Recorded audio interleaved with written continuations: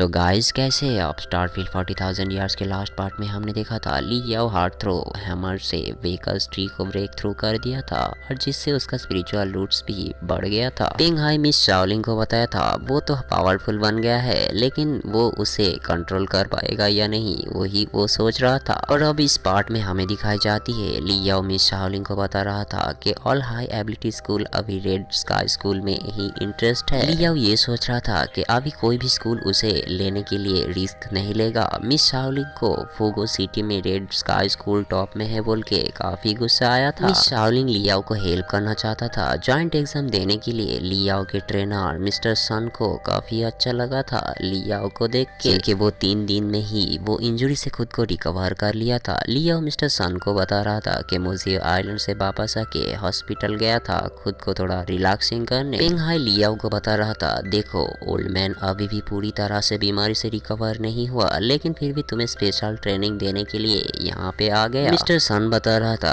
अरे इसके जैसा फानी लड़का मैंने आज तक नहीं देखा, तो तुम्हारा मैजिक पील ने आखिर काम कर ही दिया। एक बार देखो तो तुम्हारी बीटर फेस को। क्या तुम्हें चिंता हो रहा है रजिस्ट्रेशन के लिए? शाओलिंग ने सोचा था कि इस टाइम पे ली के साथ अगर कोई नहीं देगा तो मिस्टर सन जरूर देगा। मिस्टर सन बता रहा था अरे चलो भी बेटर फेस दिखाना बंद करो, मैं तुम्हें एक गुड न्यूज देता हूँ। सिर्फ के सिर्फ एक ही स्कूल है जो तुम्हें एक्सेप्ट करने के लिए तैयार है, वो एक बेकार हाई स्कूल है फूजी सिटी में। पेंग हाई मिस्टर सन को बता रहा था जहाँ पे माइनर पढ़ता है। लियाओ को लगा था मिस्टर सन जिस हाई स्कूल का बात कर रहा है उसे रेड स्काई स्कूल हमला तो नहीं करेगा, यही सोच के उसे डर लग रहा था। पेंग हाई उसे स्किन ओपन करके दिखाता है और बताता है माइनर हाई स्कूल एक टेक्निकल कॉलेज है, पावर एबिलिटी के कोर्स को इस स्कूल में बच्चे को ऑफर किया जाता है। रेड स्काई स्कूल के साथ कुछ भी नहीं कर सकते हैं, रेड स्काई स्कूल जैसा कोई भी सब्जेक्ट यहाँ पे पढ़ाया नहीं जाता है। मिस शाओलिंग काफी खुश हो जाता है कि चलो आखिरकार तुम्हें एक स्कूल तो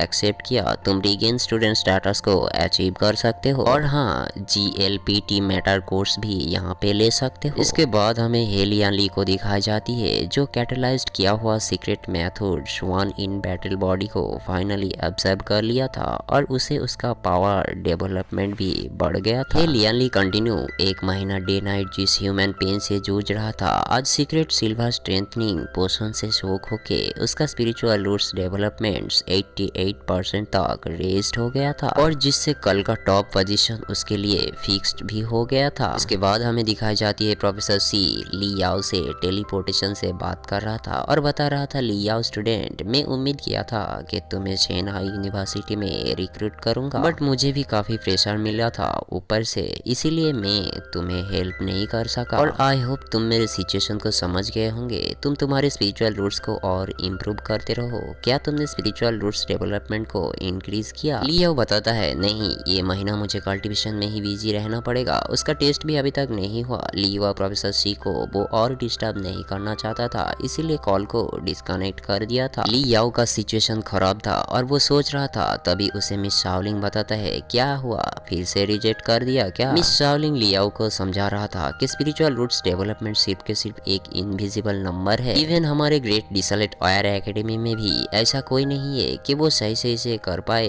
उन सब को खुद के फीस्ट के ऊपर बिलीव नहीं था कि वो ये कर पाता। लियाओ पेंग हाई को थैंक्स कह रहा था उसे ट्रेन करने के लिए। पेंग हाई ताने मारते हुए बता रहा था कि मेरे ग्रेट रोमन से तुमने मेरा काफी एनर्जी को अचीव किया, तुम अभी भी उसी के बारे में सोच रही हो। पेंग हाई के वजह से ही ली याओ ने स्पिरिचुअल रूट्स एनर्जी को ब्रेक थ्रू कर पाया था और ली चाह रहा था पेंग हाई जैसा ही एक मास्टर बनना जिससे वो पावर से समुद्र को भी डिवाइड कर देगा और सबको याद भी दिलाएगा कि बेस्ट बैटल शॉट से भी तारे को तोड़ा जाता है। पेंग हाई जोक मारते हुए बताता है मैं अनफॉर्चुनेटली डेमन शॉट के नाम से जाना जाता हूँ, लेकिन एक बात है कि मैं कभी भी मेरे लाइफ में नाइफ यूज ही नहीं किया, ये तो एक निकनेम है एनिमी को कंफ्यूज करने के लिए। और हाँ तुम्हें मुझे थैंक्स कहने का जरूरत नहीं है, जाओ ये मेरा तुमसे मांग है कि एक जंगली खतरनाक बीस्ट को मार के लेके आओ, वही मेरा रिटर्न गिफ्ट होगा। लियाओ को ये ऑप्शन थोड़ा टफ लगा था और उसने सेकंड ऑप्शन पूछा था। पेंग हाई उसे बताता है कि सेकंड ऑप्शन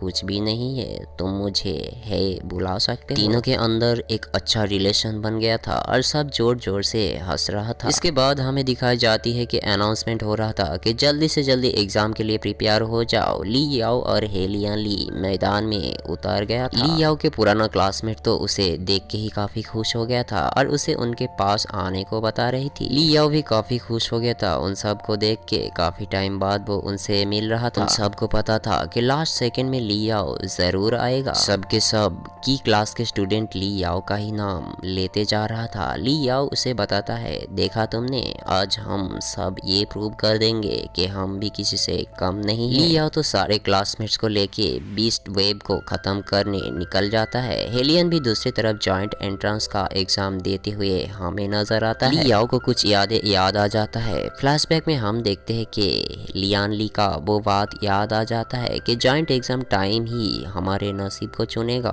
पेंगहाई भी उसे बताया था, अगर तुम्हें तुम्हारा ड्रीम को चेस करना है तो तुम्हें हार्ड वर्क करना पड़ेगा। उसी ड्रीम को अचीव करने लगा था। इसके बाद हमें दिखाई जाती है जॉइंट एग्जाम खत्म हो गया था और उसका रिजल्ट भी रिलीज होने वाला था आज फुगो सिटी में। सिटी के हर एक बोर्ड में रिजल्ट के साथ रैंक को भी रिलीज करने वाला था। हर एक को पता था कि चिक्साओ नंबर 2 स्कूल फूजी सिटी में एक फेमस स्कूल है। प्रोफेसर शी को ली याओ के ऊपर कुछ ज्यादा ही उम्मीदें था कि सब कुछ आज ली याओ के ऊपर ही डिपेंड कर रहा है। रिजल्ट रिलीज करने के लिए रिपोर्टर को भी बुलाया गया था। हेलियन ली जिसने जॉइंट एग्जाम में टॉप होने का प्रॉमिस किया था, आज सबका सपना पूरा होने वाला था और एक स्टूडेंट बेसब्री से वेट कर रहा था कि कब रिजल्ट रिलीज होगा और उसका फ्यूचर ड्रीम पूरा होगा। प्रोफेसर झाओ ने पहले से ही प्लानिंग करके रखा था कि रिजल्ट ब्रॉडकास्टिंग होने के बाद ही वो इंटरव्यू में फोकस करेगा और उसके बाद ही होगा पार्टी। प्रोफेसर झाओ तो इतना खुश हो गया था कि अपनी ही मुंह से जाया नहीं कर पा रहा था। स्क्रीन में रिजल्ट ब्रॉडकास्टिंग कर दिया जाता है जिससे सारे स्टूडेंट के दिल में धक धक कर रहा था कि आखिर क्या होने वाला है। लियान ली भी दिल थाम के खड़ा था और तभी भी वो देखता है कि रिसेंट ईयर्स के टॉप में उसका ही नाम आया था और उसका स्पिरिचुअल रूट्स डेवलपमेंट लेवल 88 तक इंक्रीज हो गया। डायरेक्टर हेलियन ली भी काफी खुश हो गया था उसके वैसा परफॉर्मेंस को देख के और वो हंस रहा था। हेलियन ली का रैंक इस हाई स्कूल में इस साल टॉप में था देख के रिपोर्टर उसे पूछ रहा था कि आप जॉइंट एग्जाम में टॉप में आए हो तो इंटरव्यू देना चाहेंगे और अब आप कैसा महसूस कर रही हो। हेलियन ली ने सोचा था ली याओ एक वेस्टेड पर्सन है और वो रिपोर्टर को अपने इंटरव्यू देता है कि मैं ही वो स्टूडेंट हूँ जिसने फूजी सिटी में नंबर 1 पर रैंक कर रहा है। इस अचीवमेंट में मैं बिल्कुल सरप्राइज नहीं हुआ। मैंने हमेशा एक चीजों को फॉलो किया, हार्ड वर्क, और हार्ड वर्क करने से सब कुछ पॉसिबल हो सकता है और ये कोई मिरेकल से कम नहीं है। तभी वहाँ पे खड़े सब देखता है कि स्क्रीन में कुछ हलचल हो रहा था और ली याओ का नाम टॉप में आता है जिससे सब खुश हो गया था और ली याओ का नाम ले रहा था।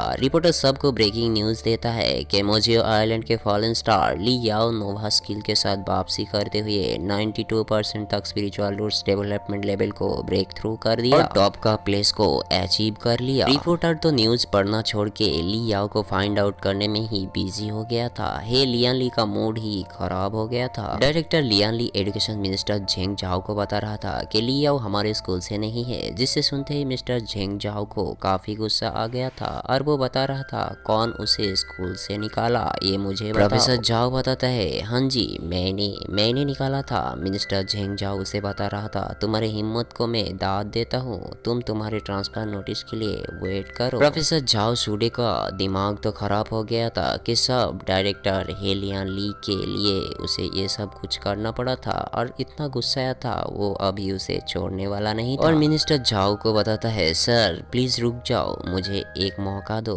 एक्सप्लेन करने का। तो गाइस स्टारफील्ड 40,000 ईयर्स के एपिसोड 14 के एक्सप्लेन यहीं पे खत्म होते हैं। तो गाइस मिलते हैं नेक्स्ट एपिसोड में और प्लीज चैनल को सब्सक्राइब कर लेना।